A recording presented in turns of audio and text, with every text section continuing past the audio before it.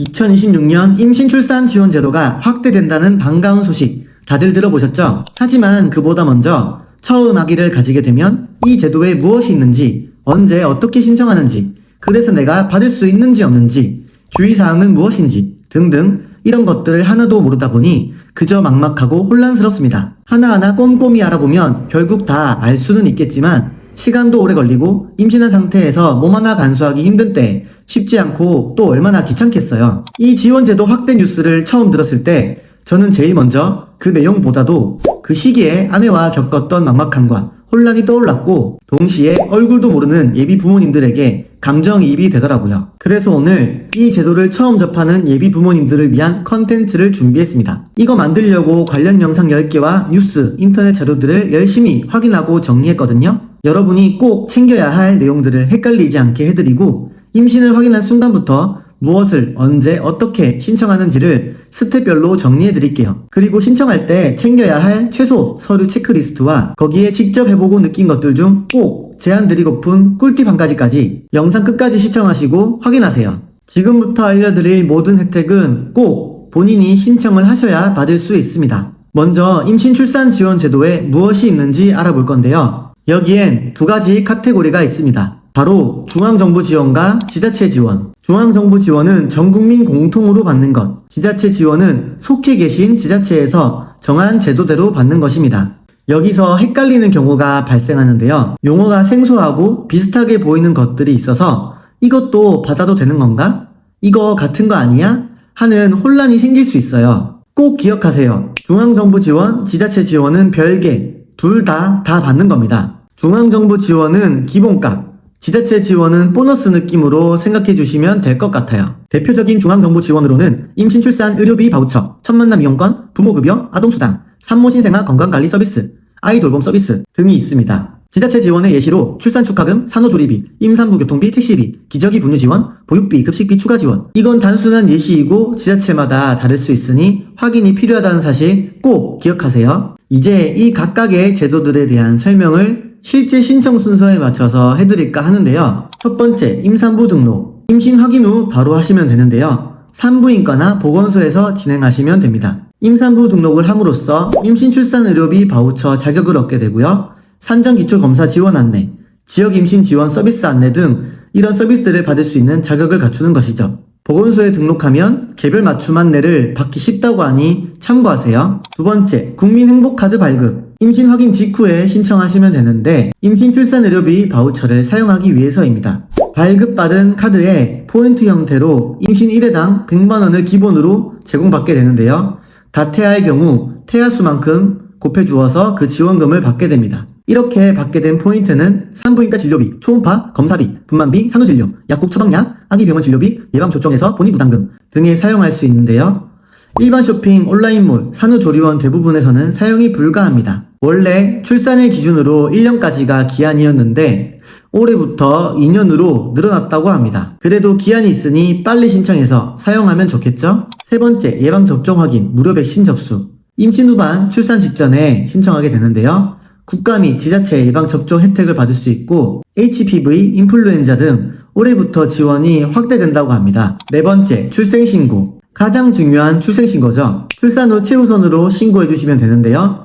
온라인 정부24 또는 관할 주민센터에서 진행하실 수 있는데 온라인 출생신고가 아무래도 편하겠죠? 온라인 출생신고는 다음 세 가지 모두 충족해야 하는데요. 첫 번째, 병원이 전자출생증명서를 정부에 전송해야 하고 두 번째, 부모 중 한 명이 공동인증서 등으로 본인 인증을 해야 합니다. 세 번째로, 아이가 혼인 중 출생이어야 하고 친생관계에 특이사항이 없는 경우에만 온라인 출생신고를 진행할 수 있습니다. 요즘 대부분의 산부인과는 전자출생증명서를 전송 지원하고 있으니 걱정하실 필요 없을 것 같아요. 보통 1일에서 3일 이내에 처리가 되고요. 처리 후 바로 다른 지원 제도도 온라인으로 신청이 가능한데요. 바로 행복출산 원스텝 서비스라는 제도입니다. 아동수당, 첫만남 이용권, 부모급여를 신청할 수 있는데요. 이처럼 간편하게 신청 가능하니 온라인으로 신청하시는 걸 추천드립니다. 다섯 번째, 첫만남 이용권 신청. 온라인에서 신청을 못하신 경우에는 직접 주민센터를 방문하셔야 하는데 이 신청은 첫째는 200만원, 둘째 이상은 300만원으로 국민행복카드 포인트로 지원받게 됩니다. 앞서 말씀드린 사용기한이 있기 때문에 받자마자 등록하시고 사용계획을 세우시길 추천드려요. 여섯 번째, 부모급여 신청. 앞서 말씀드린 정부24 말고도 복지로 온라인에서 신청이 가능한데요. 그것도 안되면 주민센터를 방문하시면 됩니다. 생후 1개월 이내에 시작되고요. 0세 1년간 월 100만원, 1세 이후 1년간 월 50만원을 지원받게 됩니다. 보육시설 여부와 관계없이 신청 가능하다는 점 참고하세요. 7번째, 아동수당 신청. 생후 0세 이후 계속 지원받게 되는데요. 월 10만원씩 지원받게 됩니다. 올해부터 만 8세, 9세 미만까지로 확대된 제도고요. 이 제도를 신청하실 때 출생일 포함 60일 이내에 신청을 하셔야 출생월부터 소급 지급이 되고요.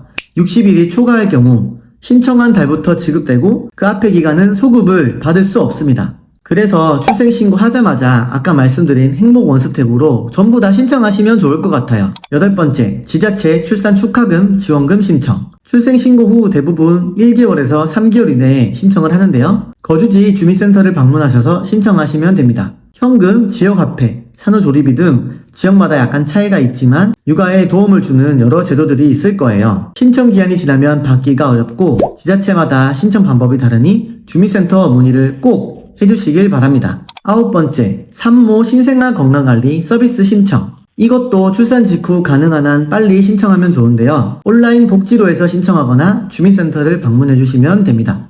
혜택으로는 산후도우미 서비스가 있고요. 영양관리 신생아 돌봄 서비스도 있습니다. 이 제도는 소득 기준에 따라 지원 수준이 다르기 때문에 자신이 속한 구간을 확인하시는 것이 필수입니다. 이것 말고도 필요할 때 신청하는 지원 제도가 있는데요.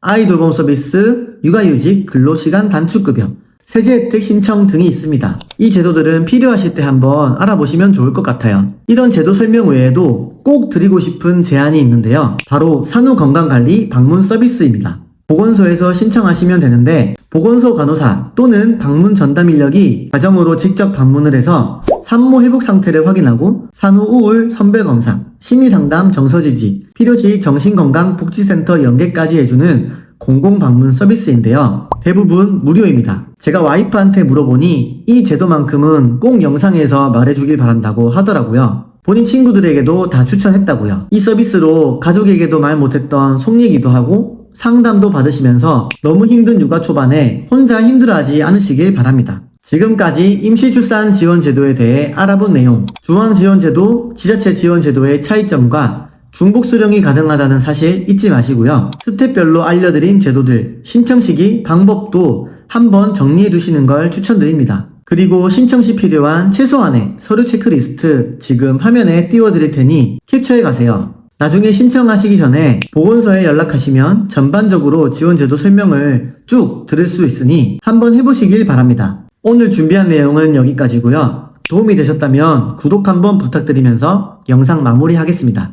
그럼 모두 행복육아하시고 다음 컨텐츠에서 만나요.